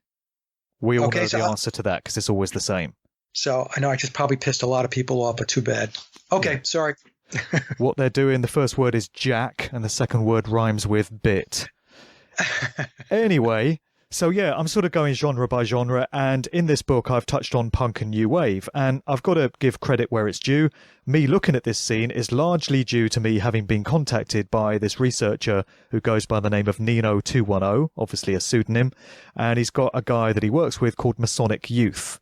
And don't panic, folks, it's just a pseudonym. It's just a witty kind of, piece of wordplay. But anyway, these two guys put me on to the backgrounds of many of the prominent punk and new wave musicians coming out of mainly the US, but also there's some British names in there as well, and some of the managers of these bands. So they're basically picking up the baton from Dave McGowan, as so many people have. So many people have been inspired by the work and the nature of how he put it across in that book, Weird Scenes Inside the Canyon, because I think that was really the first time that style of research had been done in terms of looking at who the fathers of these people were and being prepared to go into the world of military intelligence and ask some questions about why the CIA and the Pentagon and the DOD are cropping up so often and why there are secret military installations in the middle of communities where lots of musicians live, and asking those kind of questions. I think McGowan inspired so many people to start looking at subjects from that fresh perspective. And certainly these two guys, when they approached me, had done just that. And they brought to my attention some of these nefarious family links. And we find the same thing as we did in McGowan's story from Laurel Canyon, family connections for days going into military intelligence and different aspects of the military service, the Royal Navy, US Air Force, the Marines, connections going into the Ivy League colleges, so Harvard and Yale crop up endlessly, Skull and Bones crops up, the Bohemian Club, the Century Club, links on the British side of things to the Tavistock Institute, the Frankfurt School, Cambridge and Oxford universities, all these different social changing culture creation think tanks. So first of all, I just want to go into the origins of the word punk itself, because again, this was something that was discussed on one of Jan Irvin's Gnostic media shows, where he had Joe Atwill on. Those two have fallen out just recently.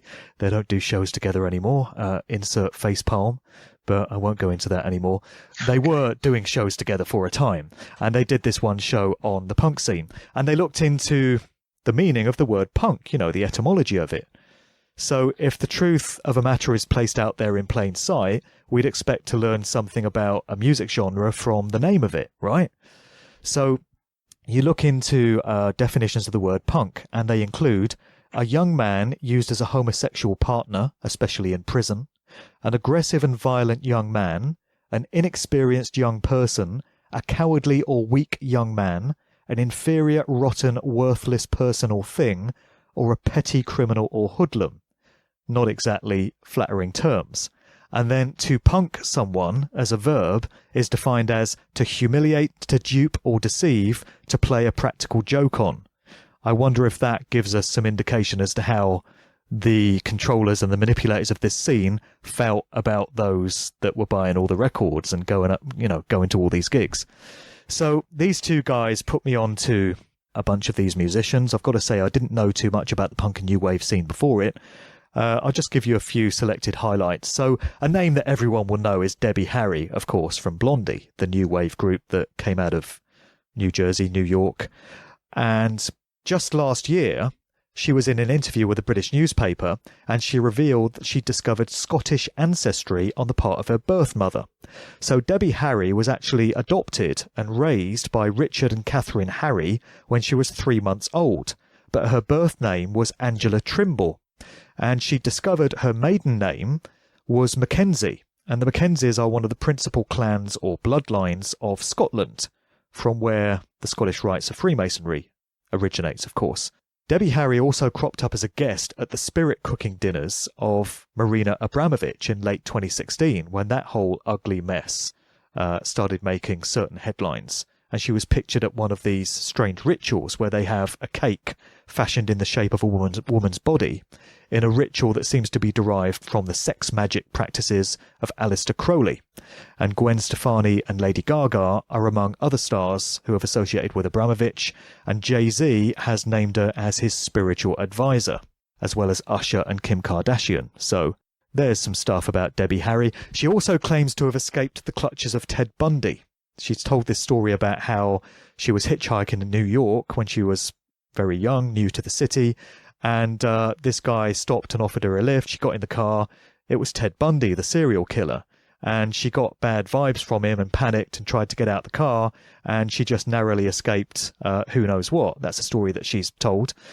There's other connections between the punk scene and serial killers. So we've got this one here where the singer John Joseph from the hardcore punk outfit the Cro-Mags, he stated in an interview that he'd known the notorious murderer Joel Rifkin, currently serving a 203-year sentence for the killings of 9 women. One of Rifkin's victims was a prostitute named Tiffany Bresciani, who was dating Dave Rubenstein, the singer from another hardcore band called Reagan Youth.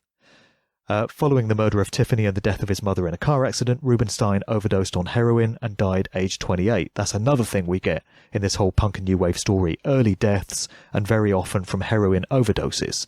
You know, it's all lovely, family-friendly stuff. Joel Rifkin, when not raping and murdering, just happened to become a landscape gardener to Sophia Casey, the widow of the former CIA director William Casey. You couldn't make it up, and you don't have to. On to the Cro-Mags bassist, Harley Flanagan. His mother, Rose Falou Pettet, seemed to have been something of a rock groupie with the likes of the New York Dolls and the Velvet Underground. She hung out at Andy Warhol's factory studio before becoming the spiritual wife to the occultist Harry Everett Smith. And Smith was a member of the OTO, the Ordo Templi Orientis, which seems to have had a strange magnetic-like lure for many rock stars and celebrities over the years. There's a Detroit 1960s proto-punk group called MC5, Motor City 5, and there's a couple of members of that group, Wayne Kramer and Michael Davis, who turn out to have been inmates at the Federal Medicine Center in Lexington, Kentucky, known initially as the United States Narcotic Farm. It's described as a federal prison for inmates requiring medical or mental health care, but it also happens to have been one of the key hospitals involved in the CIA's MK-Ultra drug experimental program. So you've got these 2 members of this punk group that attended this institution. And William Burroughs, the beat poet, by the way, attended the same institution. Pretty crazy. It's unbelievable, Mark. I'm listening to you, and This stuff is not like, what a coincidence. Yeah, one or two you could chalk up as coincidence, right? But when it keeps happening, this is some random stuff. It's not necessarily punk related, but I went into a piece in the book talking about Nirvana and the fact that Dave Grohl was involved in Nirvana with Kurt Cobain before he went off to form the Foo Fighters. And I've said in the book, would any reader by this point be surprised to learn that Courtney Love, the wife of Kurt Cobain, many researchers suspect her to have been complicit in his murder. Courtney Love is also the daughter of Hank Harrison, who was the one-time road manager for the Grateful Dead. The Grateful Dead are known to have been direct assets of the CIA. They also have connections into Skull and Bones and Bohemian Grove. And of course, they were right there at the forefront of that whole counterculture hippie scene in the 60s. What were Grateful Dead fans known as? Deadheads, right? Is that another clue as to the contempt that the controllers behind these acts had towards the people that would be lapping up the music, the same way as the punk scene was named in that way? And I'm going off at tangents now, but the word hippie and also the word hipster were derived from the days of opium dens, by all accounts, when people would go into these places and lie on their hips and hit the pipe and get high and just pass out, basically. That's where the word hippie came from. So the implication there is that this tribe that emerged in the 1960s were basically a bunch of stoners that just got whacked out and dissociated from reality and didn't contribute anything meaningful to society. So the clue is so often in the name. But anyway, yeah, so Hank Harrison was this CIA-connected guy, the father of Courtney Love, and I've said, would any reader by this point be surprised to learn that Courtney Love is also a distant cousin of Douglas Fairbanks Jr., who was an actor but also a decorated naval officer? A link from the punk scene back to its earlier counterculture cousin comes via Dr. Timothy Leary, another CIA asset. He interviewed the British punk rocker and former Generation X frontman Billy Idol in 1993 for an ABC show called In Concert. And the conversation laps at the fringes of transhumanism, where the pair are discussing Billy Idol's cyberpunk album. And according to the promotional blurb, Billy Idol discusses a small amount of the technology behind the cyberpunk album. He notes how it was completely produced on a computer. Timothy Leary sees Billy Idol as creating his own reality. So here we are again in 1993 with references to, pretty clear references, to this transhumanist futurist reality that we've now got. And Billy Idol appears to have been used as part of that whole thing, as was Timothy Leary. And then we remember McKenna being wheeled out to talk about electronic dance music and the links there to psychedelics and shamanism and all of that. An earlier punk link with Timothy Leary had come in 1987 when the Dead Kennedys singer turned spoken word artist and political activist Jello Biafra had shared a bill with Leary reading poetry at the River City reunion event in Kansas. Also on the bill were William Burroughs and Allen Ginsberg, those beat poets. Ginsberg, as a matter of interest, was a prominent member and spokesman for NAMBLA, which is the North American Man-Boy Love Association, this organisation which campaigns for grown men to be able to have legally sex with underage boys, with minors, without penalty. That's what that organisation is all about. Courtney Love, all kinds of overlapping links here, had a bit part in the movie Sid and Nancy, directed by Alex Cox, which came out in 1986, and of course it documented the tragic lives of Sid Vicious of the Sex Pistols and his girlfriend Nancy Spungen. That whole thing was centered around the Chelsea Hotel in New York, which is a very interesting place. And it's also intriguing to me that the punk scene that came out of London, largely spearheaded by Malcolm McLaren and the Sex Pistols, who he managed, was centered around Chelsea, the Chelsea part of London. So McLaren had this shop known as Sex, which he ran with Vivienne Westwood, on the King's Road in Chelsea, and the Sex Pistols were basically created out of that shop, and they wore all the fashions that came out of Sex, and that's how the Sex Pistols got their name. That all emerged out of Chelsea. And then over in New York, you had so much of the punk scene, as the earlier beat poet scene had been, centered around the Chelsea Hotel. So what a coincidence that we have two Chelseas. Or is it? Does this hint at the whole thing being contrived? The Chelsea Hotel is a very interesting place. So many prominent writers and celebrities and musicians and famous people of one sort or another have resided there at some point or another. Just to mention a few of them, Arthur C. Clarke wrote 2001: A Space Odyssey there. Allen Ginsberg and the beat poet Gregory Corso were residents there. Jack Kerouac, another beat poet, wrote his novel On the Road in its rooms. Arthur Miller, the playwright, wrote The Chelsea Effect in the early 1960s. Dylan Thomas was staying there when he's said to have died of pneumonia on the 9th of November, 9/11, 1953.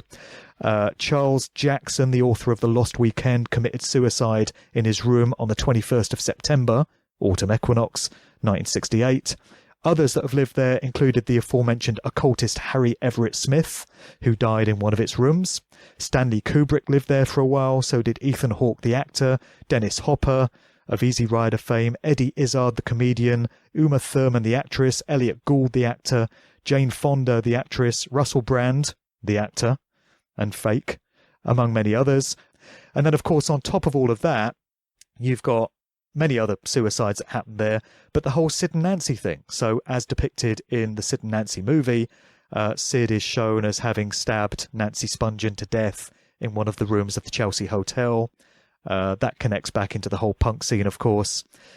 So much about this place, the Chelsea Hotel. And it reminds me of the Cedars-Sinai Medical Center over there in Los Angeles, which I mentioned in my first book, because so many celebrities have been rushed, in inverted commas, to Cedars-Sinai under some pretense or another. So Britney Spears had her famous meltdown, and she was rushed to Cedars-Sinai for medical evaluation. Biggie Smalls' Notorious B.I.G. was apparently rushed there as well, even though there was a closer hospital available when he was gunned down in 1997. Charlie Sheen had a bit of a meltdown where he started ranting about 9/11 being an inside job. Next thing you know, he's being rushed to Cedars-Sinai Medical Center. What this suggests to me is that Cedars-Sinai is probably some kind of covert mind control facility where celebrities go for this type of treatment. So then when you take it back to the Chelsea Hotel in New York and the fact that so many famous people have been involved in that place and have lived there, and there's been suicides there and reports of occult rituals happening in the basement, are we looking at the same kind of thing happening at the Chelsea? Is this some kind of mind control facility as well? There's a famous song by the British New Wave artist, or Irish-English, Elvis Costello. He put out a song in 1978 called I Don't Want to Go to Chelsea. And I'd always took that to mean he doesn't want to go to Chelsea in London. But what if he was talking about I don't want to go to the Chelsea Hotel? Because he's got a lyric in that song which goes, men come screaming dressed in white coats, shake you very gently by the throat. Could he be displaying knowledge of what goes on at that particular institution? It goes on. Depeche Mode's singer Dave Garn shot a video for one of his songs there. The Grateful Dead, Tom Waits, Patti Smith, Iggy Pop, Jeff Beck, Dee Dee Ramone, Phil Lynott, Cher, Joni Mitchell, Bob Dylan, Alice Cooper, Janis Joplin, Bette Midler, Pink Floyd, Jimi Hendrix, Canned Heat, and Leonard Cohen all spent time there. Not your average Travelodge. What is the appeal of the Chelsea Hotel? That's what I'd like to know. Yeah, and that's the thing, Mark, is that, it's when you start to connect the dots, like clearly you have connected the dots, this is not coincidence. It's obviously something is going on with the Chelsea Hotel. What else would be luring all these people there? Something's going on. It's not just a bloody hotel. Right, exactly. And you were talking a little bit, going back just for a second, like, and this is probably going to be out of left field, but you mentioned Dave Grohl. Yeah. And from the Foo Fighters, and he was the original drummer, I guess, for Nirvana.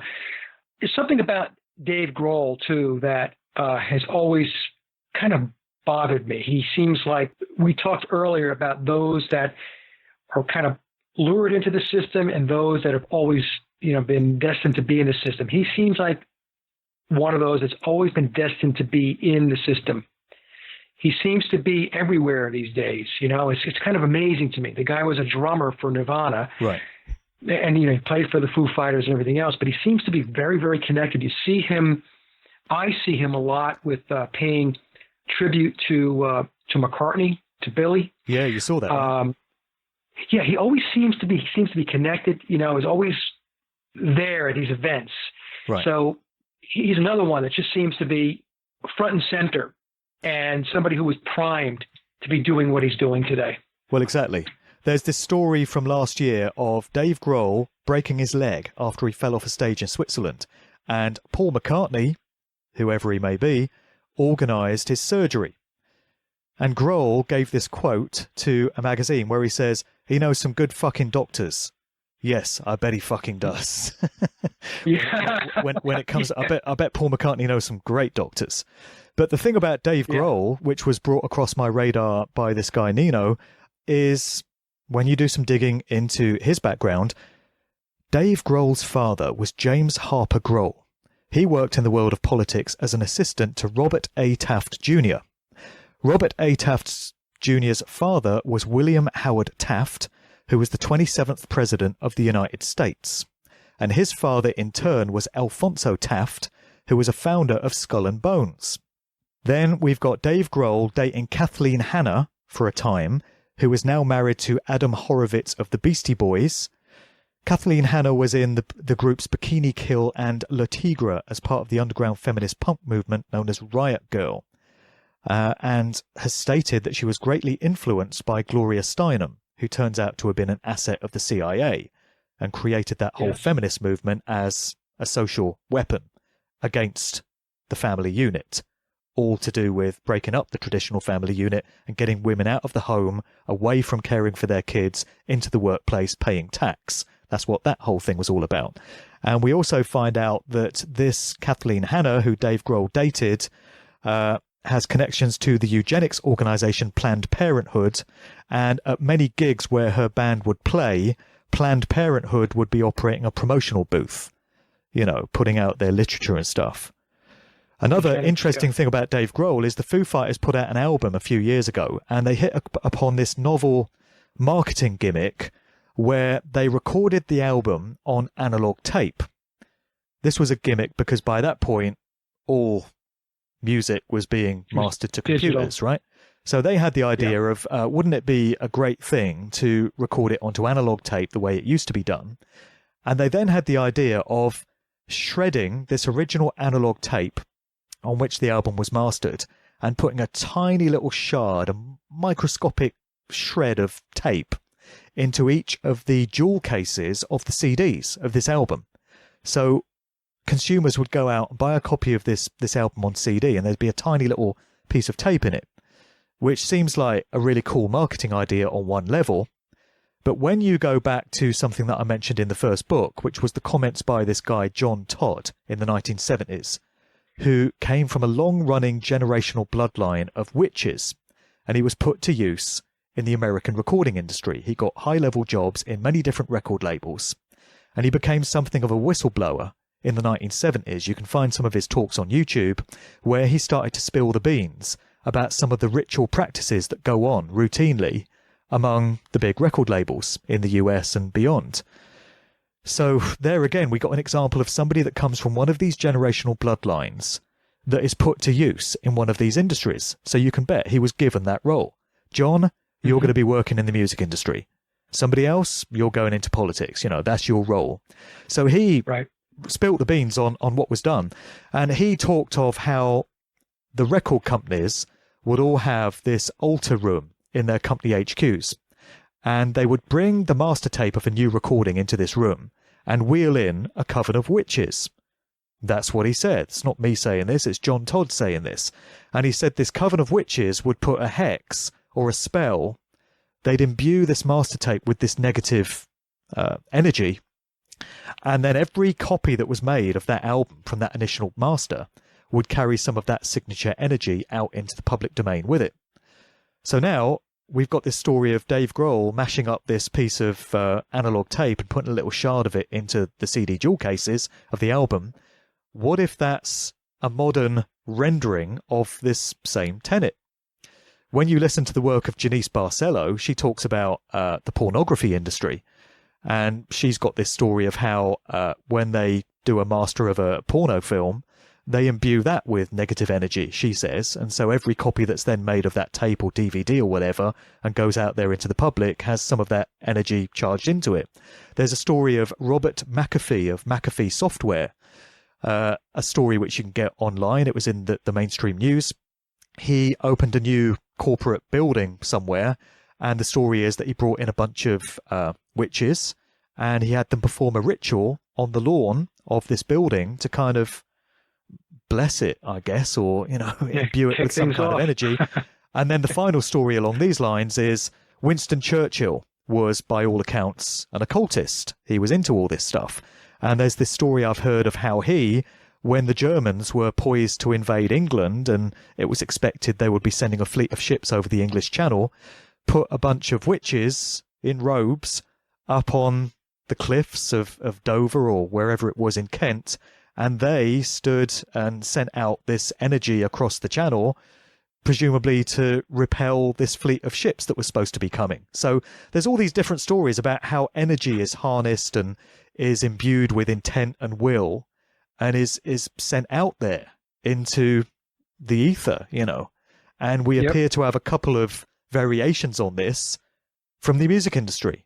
And one of them involves Dave Grohl. So, yeah, connections for days, man. Yeah, it's just something about Dave Grohl that doesn't sync up with me. It's just something about that guy. I don't know. I know what you mean. He just does not radiate positive energy to me. And that's just me, folks. I know there's people out there that love the guy, but it's just something about him that I just don't grab onto. Sure. Yeah, notice that, this ritual stuff, Mark, and the occult stuff, and putting occult information out there, and rituals and ceremonies. All of this stuff is real. It is. This is real. This is another thing that people just refuse to accept. Oh, that's ridiculous. They don't do that stuff. Yes, they do. Yes, they do. And it's because you're not seeing it in a way that's depicted on TV. Right. On a pentagram, standing in it with, salt drawn around a circle and all that stuff. Sacrificing a chicken and all that. Exactly. You don't see it. So you're not seeing that. So you think it doesn't exist. But like you said, they do it in ways which you're not going to see it. You're not supposed to see it. That's why you don't see it. That's why you have to research to understand what it is that they do and what they're involved in. Yeah, there is that. But I do feel that in most cases, they find some way of adhering to this tenet of placing the truth in plain sight. In some way, they give you a little opportunity to know. Of course, they're not playing fair, because 99.9% of people out there could never reasonably be expected to understand what's being communicated to them. But as they see it, that's why they insert their little icons and motifs into pop videos.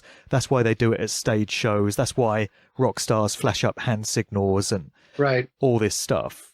They are. Well, their attitude is, if you're not smart enough to pick up on it, that's your problem. That's their attitude. Exactly that. If you're too profane and ignorant to understand, then, hey, you'll look out. We did our bit. Right. That's the way they see it. So I do feel in most cases, there's some way to know what they're doing if you've got the time and the energy and the will and the benefit of having done the research to understand it all. But like I say, they're not being fair with it. These are sick, twisted individuals, and they've got sick, twisted ways of seeing things. But it does make some sense of why we get things like predictive programming, why symbols are everywhere, why hand signs are everywhere, because people want to know why all that stuff is done. They'll see rockers flashing up the horned hand or the pyramid sign or whatever, and you can see it's there, but people don't understand why it would be done so much, and that's why it's done. They're in their own demonic, distorted way, giving you a chance to understand what they're all about. And I think people are slowly coming round to this through the likes of you and I and the many other people that are doing this kind of work. We're putting it out there, guys like Freeman and guys like my friends Matt Sergiu and Carl James in the UK and Isaac Weishaupt and Michael Joseph. We're all doing our bit in getting people used to these ideas that we have occultists running all these areas of our lives, and they like symbolism and they do ritual shit. I think people are slowly coming round to this realization. And I think if you can make it cool for people, that's a good thing, because I know a lot of young people like the Vigilant Citizen website, and they like Illuminati Watcher, Isaac's website, and maybe they like the work of Michael Joseph, because it's kind of cool to talk about secret societies and the Illuminati and the New World Order and stuff. And if that's what it takes to get the information across to people, Fine. That's all good. If they do it because it's cool and fashionable, it doesn't really matter as long as the information is getting out there. That's something that makes my job slightly easier, in that I can talk to young people about Beyonce and Jay-Z and Katy Perry and Kanye West and Lil Wayne and Drake. And those are things that make young people's ears prick up. Oh, God, what is it? What do I need to know about Drake, Whereas with an older person, if I start talking about the Grateful Dead or the Doors or the Rolling Stones, that's going to make their ears prick up. And if that's what it takes to engage people in this type of conversation and then upgrade them from just music stuff into other areas of what's going on in the world, then fine. You use whatever tactic you can. Yeah, I'm not always optimistic about the way things are going to pan out, but I think when it comes to this stuff, symbolism in music, it's becoming so blatantly obvious now what they're doing that you got to be in a very heavy state of denial or under very heavy mind control not to be able to see that something is up. Yeah, no, absolutely, Mark. And I've always said that as it gets stepped up more and more, as they try to push the agenda forward, things are going to get tougher and tougher and more challenging. And by the sheer fact that that level of challenge is stepped up, more and more people will wake up to it. You're always going to have those that are going to be asleep, but hopefully there comes a point where there's enough for a critical mass where we could start to turn the tide. And you were correct. On the Freeman Show, I had said that this is not something that's going to be solved in my lifetime. I'm 59 years old, so it's not going to happen in my lifetime. What we're doing is table setting, because I believe in the ages, that we go through cycles. And so in Hinduism, we would be in the Kali Yuga, which is the Iron Age from the Greek perspective. And each of these cycles has a transition period. So we, I believe, are in that transition period. But it's not like a big switch gets thrown up in the universe someplace. It's a process that is incremental and it's methodical.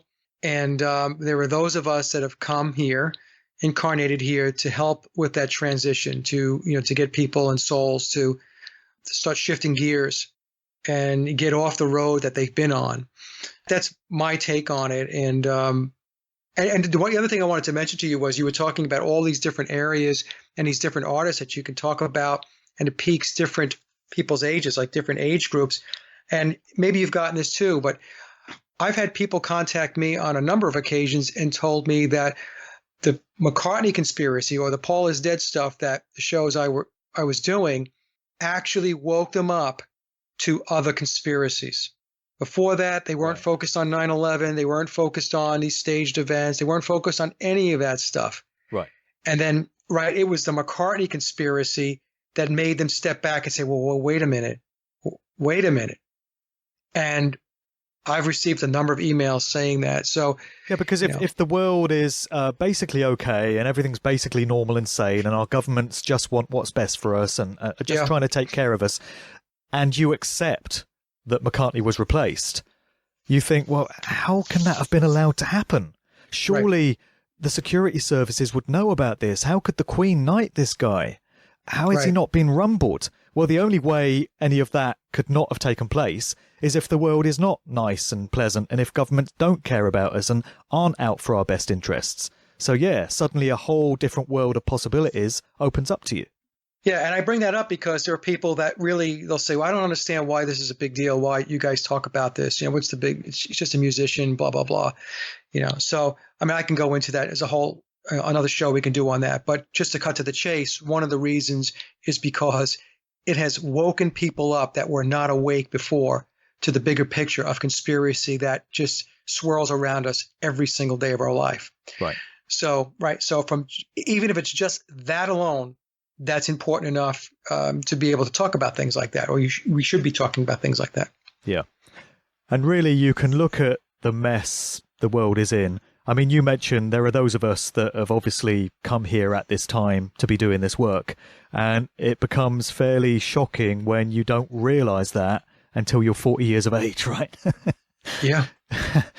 Hey, I was a late bloomer too, Mark. I was too. I wasn't like born with Yeah. all this stuff in my head. I was on the hamster wheel like everybody else, and I was a late bloomer into this stuff. Yep. Imagine getting to 40 and then suddenly realizing your entire life has been a lie. But if that's when it happens, that's when it happens. And clearly, Right. there are those of us that are here to do this work, and we come to it at different stages. But the important thing is that you come to it.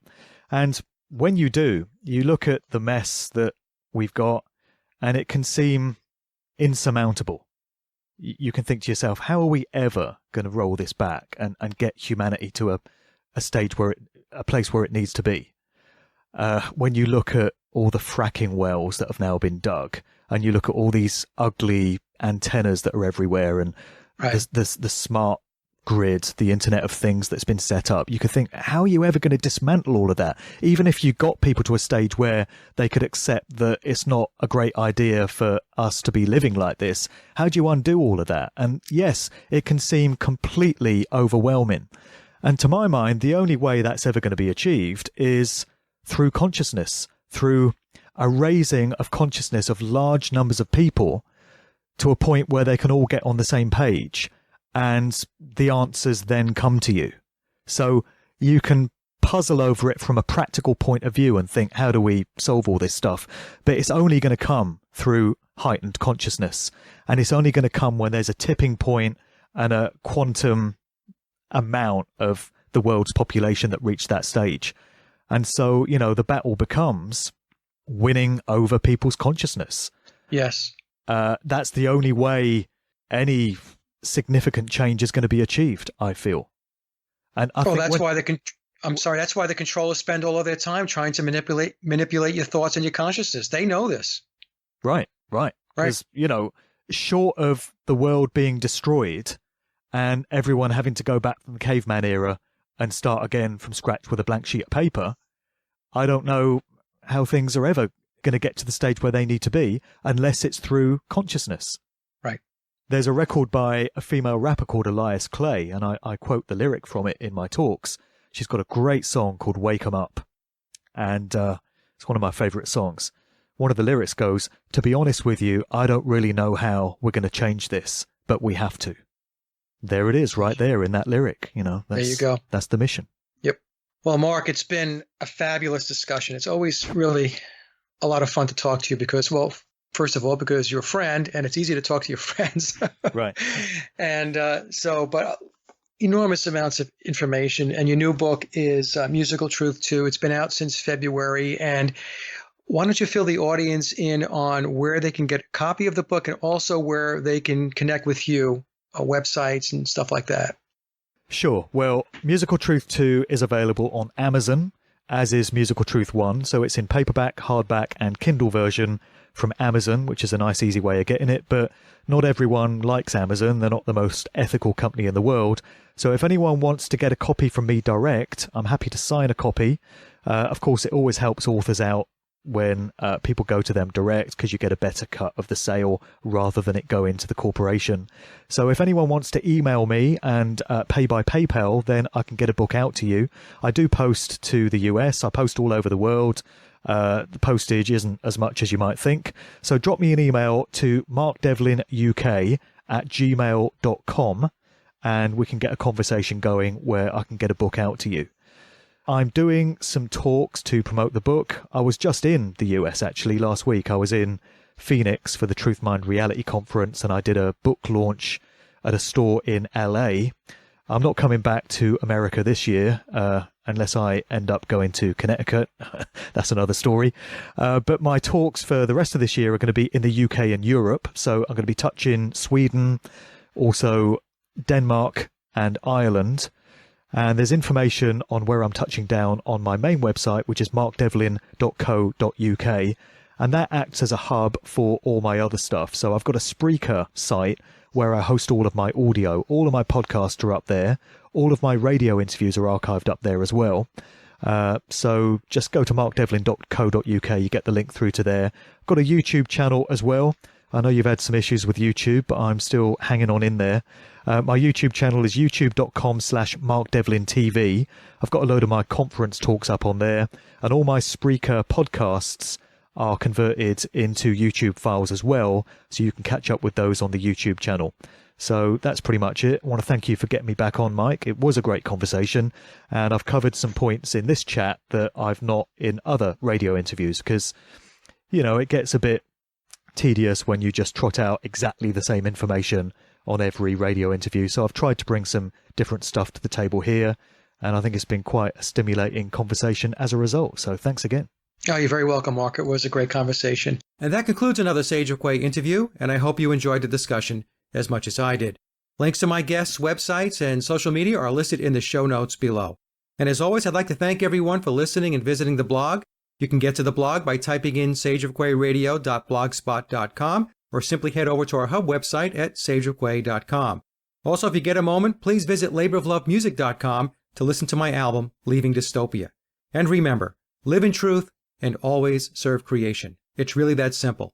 See everyone next week. Be safe, enjoy, and God bless.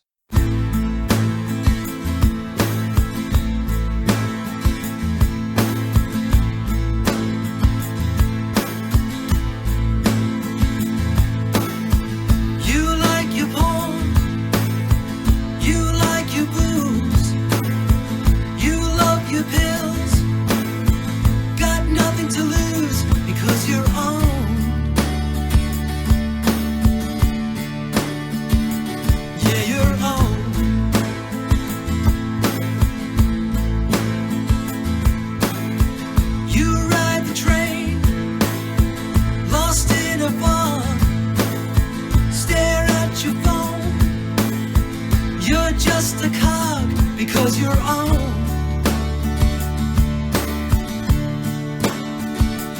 Yeah, you're on.